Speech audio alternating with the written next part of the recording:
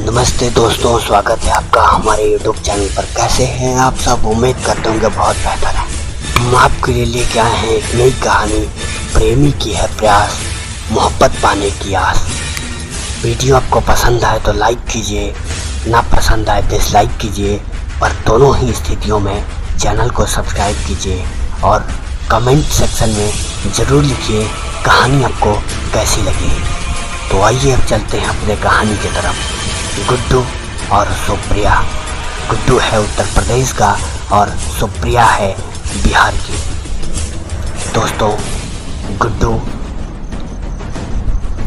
के माता पिता बहुत संपन्न परिवार से रहते हैं और गुड्डू उनका इकलौता बच्चा रहता है। गुड्डू जन्म के बाद धीरे धीरे बड़ा होता है और उसके माता पिता उसका स्कूल में दाखिला दिला देते हैं।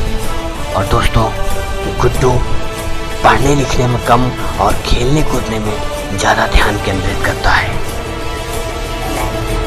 इस बात से उसके माता पिता बहुत दुखी रहते हैं उससे और आए दिन यही सोचते रहते हैं कि ऐसे अगर करेगा तो हमारे गुड्डू का भविष्य क्या होगा, और यही सोचते रहते हैं। लेकिन गुड्डू को वो सख्ती से ये बात नहीं समझा पाते हैं पढ़ना लिखना तुम्हारे लिए कितना मायने रखता है, क्योंकि इकलौता बच्चा था और उसके ऊपर ये लोग कभी भी कड़े रुख का प्रयोग नहीं कर पाए थे। इसका फ़ायदा गुड्डू को मिलता और वो अपने मनमानी को और भी करते जाता। धीरे धीरे जैसे तैसे करते करते गुड्डू 5 तक तो पास कर लिया था।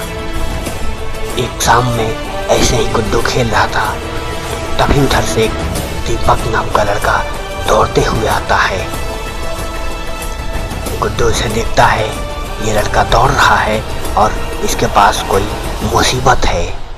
गुड्डू के पास वो दौड़ते दौड़ते पहुंचता है और वो देखता है कि उसके कुत्तों के झुंड ने दौड़ा रखा है। जैसे तैसे गुड्डू और दीपक मिलके दोनों उस झुंड को भगाने में कामयाब हो जाते हैं। और उसके बाद दीपक ने गुड्डू का धन्यवाद करता है। फिर ऐसे ही दोनों एक दूसरे के साथ खेलते रहते हैं और खेलते खेलते इन दोनों में गाढ़ी मित्रता हो जाती है। अब इधर सुप्रिया। दोस्तों, सुप्रिया बिहार की रहती है और वो जन्म लेते ही उसके माता पिता उसे छोड़ जाते हैं। फिर सुप्रिया की जिम्मेदारी उसके अंकल आंटी पर आ जाती है। धीरे धीरे सुप्रिया बड़ी होने लगती है और उसकी आंटी अब उसके ऊपर शासन चलाना चाहती है। दोस्तों, वो उसे उसके घर के काम करवाती, बर्तन धुलाती, कपड़े धुलाती और उसे पढ़ने भी नहीं जाने देती। और थोड़ा भी अगर वो आराम कर लेती तो उसे ऐसे मारती पीटती जैसे बहुत बड़ा उसने गुनाह कर दिया हो। इधर सुप्रिया अपने ज़िंदगी से तंग आ चुकी थी। उसे लगने लगा था कि दुनिया हमारे लिए तो बना ही नहीं है, हमारे साथ क्यों ऐसा हमारे साथ ही होता, हमें ही कोई क्यों मारता पीटता, हम ही सब काम का ठीका लेके बैठे हैं क्या। ऐसे तमाम उसके मनों में ये विचार उठने लगे। तभी एक शाम काम करते करते उसे चिड़ियों का एक समूह दिखाई दिया जो आज़ाद होके एकदम आसमान में उड़ रहा था। वो देख के सोचती है, क्या इस चिड़िया के भांति हमें भी इनसे कभी आज़ादी मिल सकती है? क्या हम भी कभी आज़ाद हो सकते हैं? ये सब तमाम उसके मन में विचार होते हैं और ऐसी स्थिति में उसको सोचते सोचते काम में देर हो जाता है। उसकी आंटी उसके ऊपर भड़कती हैं और फिर वहीं मारपीट शुरू कर देती हैं। लेकिन इस बार ये सोच उसका एकदम दृढ़ निश्चय के साथ बदलने लगा था कि अब हमें यहाँ से आज़ादी लेना ही लेना है। एक सुबह वो चुपचाप वहाँ से निकल के भाग जाती है। हालांकि जब ये बात उसके अंकल को पता चलता है तो वो बहुत परेशान हो जाते हैं, ताकि सुप्रिया बिना बताए ऐसा कदम क्यों उठा रही है। लेकिन वो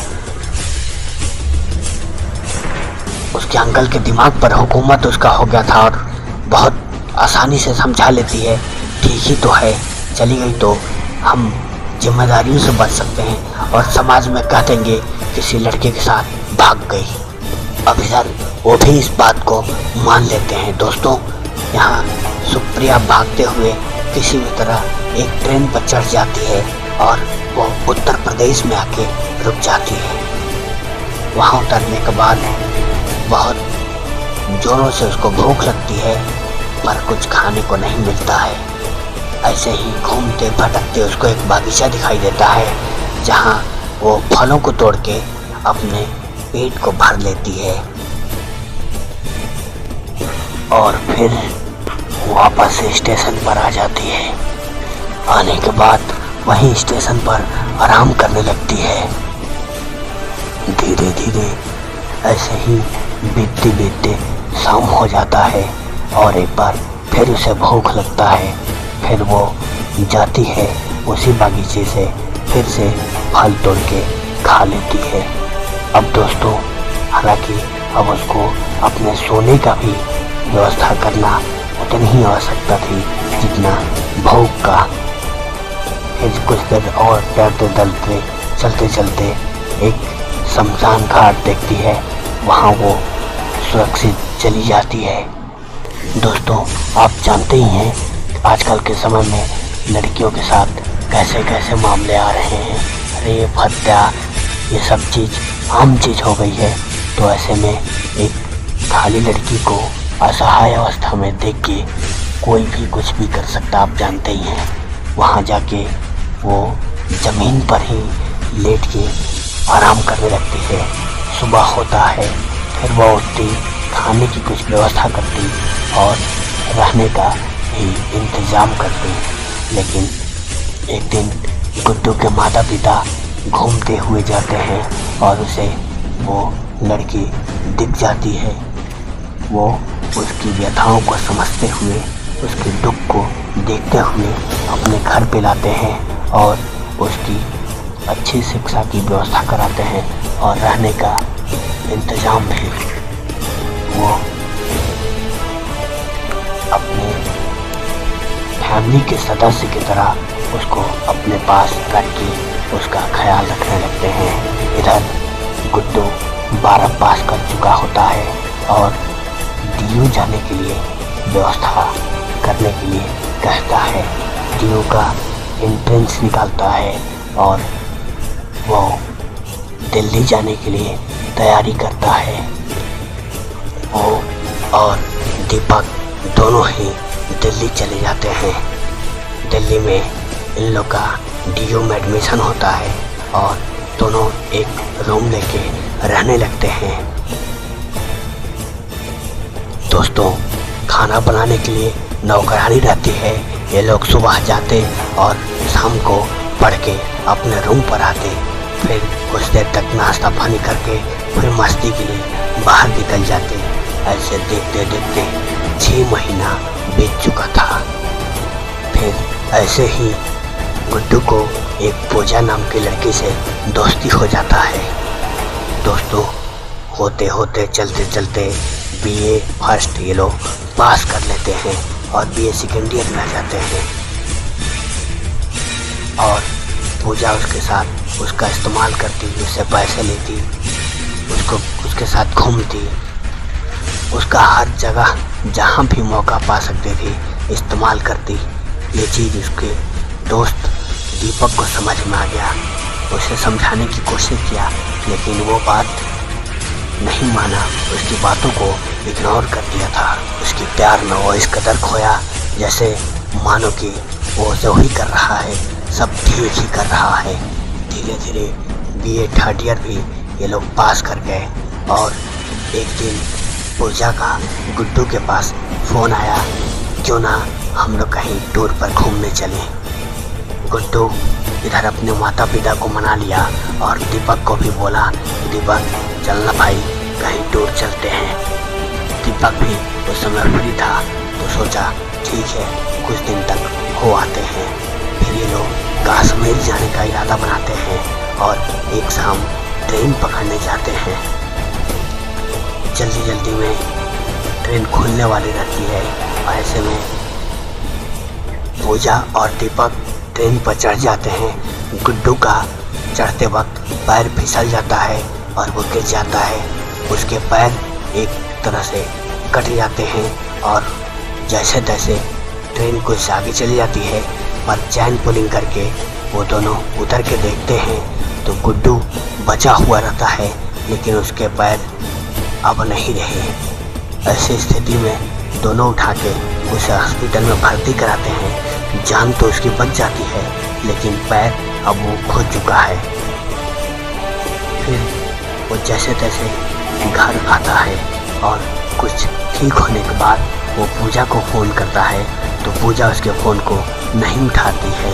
उसके मैसेज का भी कोई जवाब नहीं देती है।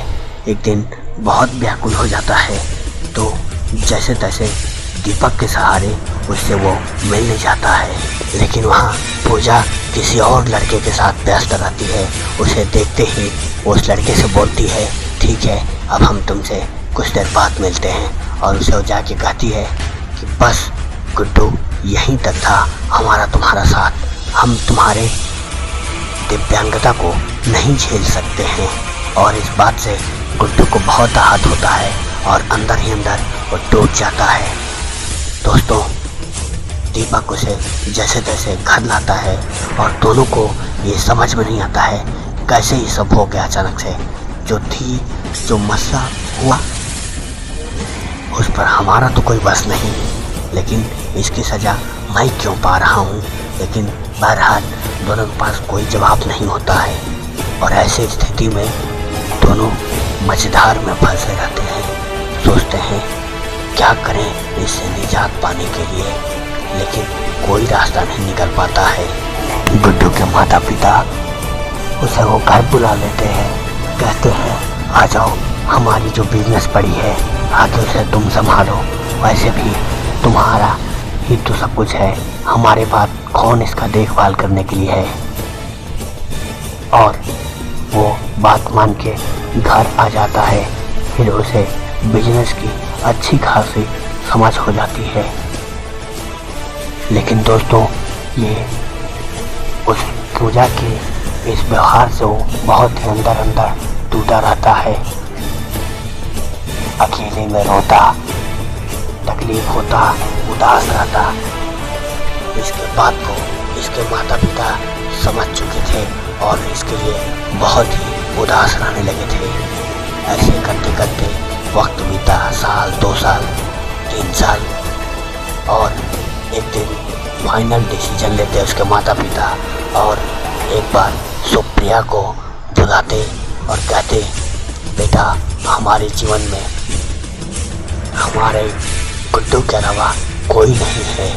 अगर तुम बुरा न मानो तो एक बात तुमसे कहें। वो कहती है, जी बताएं, आप हमें अच्छा ज़िंदगी दिए तो आपका एहसान मेरे ऊपर है। आप जो भी कहेंगे हक से कह सकते हैं, आप आदेश कीजिए। वो लोग सोचते हुए कहते हैं, अरे बेटा बुरा ना मानो तो तुम हमारे गुड्डू का हम सफ़र बन जाओ। वो सोचती है, इतने अच्छे फैमिली मिले हैं, इनकी बात हम नकार कैसे सकते हैं। ये बात मान के हाँ में अपनी मंजूरी देती है और बहुत मुश्किल से गुड्डू को समझाने के बाद इन दोनों की शादी होती है। लेकिन दोस्तों, इतना आसान सफ़र नहीं होता है। सुप्रिया को गुड्डू के संबंध में समझना पड़ता है, उसको फिर से यकीन दिलाना पड़ता है, उसके दिल में प्यार जगाना पड़ता है। और धीरे धीरे करते करते दोनों में 5 साल का वक्त लग जाता है। फिर दोनों के समन्वय से एक घर में पोता का जन्म होता है और गुड्डू के माता पिता बहुत प्रसन्न हो जाते हैं और गुड्डू की भी लाइफ सेटल हो जाती है। तो ये थी हमारी आज की कहानी। कैसे लगी कमेंट सेक्शन में आप ज़रूर बताएं। लेखक विक्की तिवारी, प्रस्तुतकर्ता अभिषेक राय।